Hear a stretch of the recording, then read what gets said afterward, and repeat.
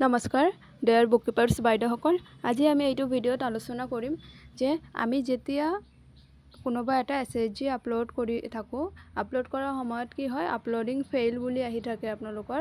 তো data upload fail হৈ থকাৰ কাৰণ হ'ল এইটোৱে যে আপুনি যেতিয়া যেনিবা কোনো পুৰাণা SHG আছে আপোনাৰ, বহুত দিনৰ পৰা আপুনি ট্ৰাই কৰি আছে যে আপুনি SHGটো আপলোড কৰিব, তো আপোনাৰ কি হৈছে সেইটো আপলোড নহয়।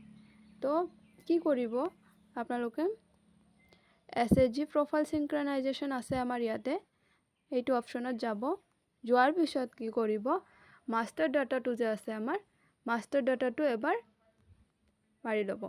কাৰণ আমি যেতিয়া মাষ্টাৰ ডাটা কৰোঁ তেতিয়া আমাৰ নতুন নতুন ফিচাৰ্ছ আহি থাকে এপছটোত। তো সেইটো মাষ্টাৰ ডাটা কৰাৰ লগে লগে কি হয়, আমাৰ সেইটো এড হৈ যায় আমাৰ এপছত। তো আপোনালোকে মাষ্টাৰ ডাটা কৰি চাব আপোনাৰ যোনটো SHG প্ৰব্লেম হৈ আছে যে আপোনাৰ আপলোড নহয়, আপলোড তেতিয়া হৈ যাব। নিশ্চয় বুজি পাইছে, ধন্যবাদ।